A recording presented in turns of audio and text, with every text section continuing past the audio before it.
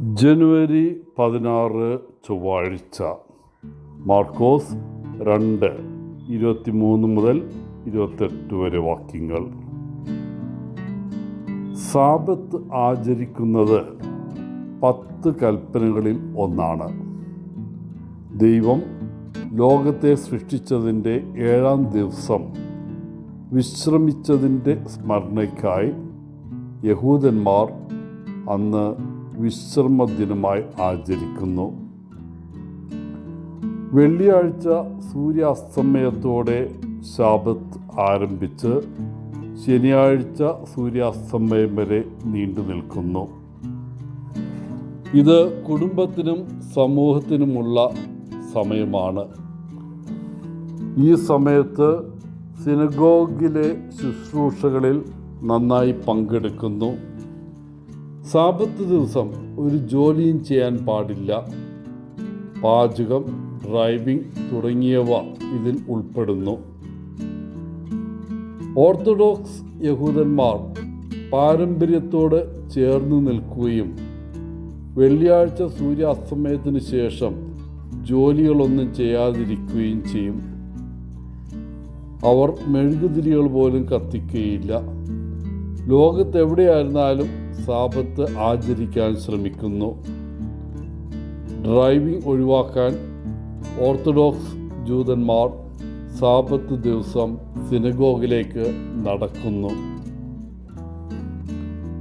ഇന്നത്തെ സുവിശേഷ ഭാഗത്ത് യേശുവും അവൻ്റെ ശിഷ്യന്മാരും സാബത്ത് ലംഘിക്കുന്നതായിട്ട് ഫരീസൻ ആരോപിക്കുന്നു. യേശുവും ശിഷ്യന്മാരും ഒരു വയലിലൂടെ നടക്കുമ്പോൾ ശിഷ്യന്മാരിൽ ചിലർ ധാന്യം പറിച്ച് കയ്യിലിട്ട് തിരുമ്മി തിന്നാൻ തുടങ്ങി. യേശുവിനെ നിരീക്ഷിച്ചുകൊണ്ടിരുന്ന ഫരിസേയർ പറഞ്ഞു, നിന്റെ ശിഷ്യന്മാർ ചെയ്യുന്നത് നോക്കൂ, അവർ ധാന്യം പറിക്കുന്നു. സാബത്തിൽ ഒരു ജോലിയും ചെയ്യാൻ പാടില്ലാത്തതാണല്ലോ. യേശു അവരോട് പറഞ്ഞു, ദാവീദ് വിശന്നപ്പോൾ എന്താണ് ചെയ്തതെന്ന് നിങ്ങൾ വായിച്ചിട്ടില്ലേ? അവൻ ദൈവത്തിൻ്റെ ആലയത്തിൽ ചെന്ന് പുരോഹിതന്മാർ മാത്രം ഭക്ഷിക്കേണ്ട വഴിപാടിൻ്റെ അപ്പം തിന്നു. മാത്രമല്ല, തൻ്റെ കൂടെ ഉണ്ടായിരുന്നവരുമായിട്ട് അത് പങ്കിടുകയും ചെയ്തു. പിന്നീട് യേശു വ്യക്തമായി പ്രസ്താവിക്കുന്നു, സാബത്ത് മനുഷ്യന് വേണ്ടിയ ആണ്, മനുഷ്യൻ സാബത്തിനല്ല സൃഷ്ടിക്കപ്പെട്ടത്. ഇന്നത്തെ ലോകത്ത് സാബത്തിൻ്റെ വില മതിക്കാത്ത ധാരാളം ആളുകളുണ്ട്. ഞായറാഴ്ച അല്ലെങ്കിൽ സാബത്ത് ദിവസം ആരാധനയ്ക്കായി നീക്കിവച്ചിരിക്കുന്ന ദിവസമാണ്. സൃഷ്ടിയുടെ നാഥനെയും അവൻ നമ്മെ എങ്ങനെ സ്നേഹിക്കുകയും രക്ഷിക്കുകയും ചെയ്യുന്നു എന്ന് ഓർക്കുന്നതിനുമുള്ള ഒരു പ്രത്യേക ദിവസമാണിത്.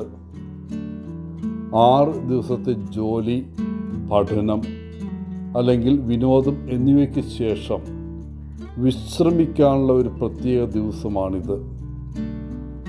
ആരാണ് വിശ്രമിക്കാൻ ആഗ്രഹിക്കാത്തത്? മറ്റൊരു വിധത്തിൽ പറഞ്ഞാൽ യേശു പറഞ്ഞത് ശരിയാണ്. സാബത്തുണ്ടാക്കിയത് മനുഷ്യർക്ക് പ്രയോജനപ്പെടാനാണ്, അല്ലാതെ മറ്റൊന്നിനുമല്ല. പ്രിയപ്പെട്ടവരെ, സാബത്തോ ഞായറാഴ്ചയോ നമുക്ക് ഒരു ഭാരമായിരിക്കരുത്. എല്ലാ ഞായറാഴ്ചയും ആരാധനയ്ക്കും വിശ്രമിക്കുവാനും സമയം ചെലവഴിക്കുന്നത് പാഴ് ചെലവാണ് എന്ന് ആരും പറയരുത്. ഒരു രോഗിയെ ആസ്പത്രിയിൽ എത്തിക്കുക, വീണുപോയ മൃഗത്തെ രക്ഷിക്കുക, ഇതെല്ലാം നമ്മൾ ചെയ്യേണ്ട കർത്തവ്യങ്ങളുമാണ്. എല്ലാറ്റിനുമുപരി ഞായറാഴ്ചകളിൽ മാത്രമല്ല, എല്ലാ ദിവസവും നാം ചെയ്യുന്ന എല്ലാ കാര്യങ്ങളിലും നമുക്ക് ദൈവത്തെ സ്തുതിക്കാം, ആരാധിക്കാം. എല്ലാവർക്കും നല്ല ഒരു ദിനം ആശംസിച്ചുകൊണ്ട് ഒത്തിരി സ്നേഹത്തോടെ പോളച്ചൻ CSSR from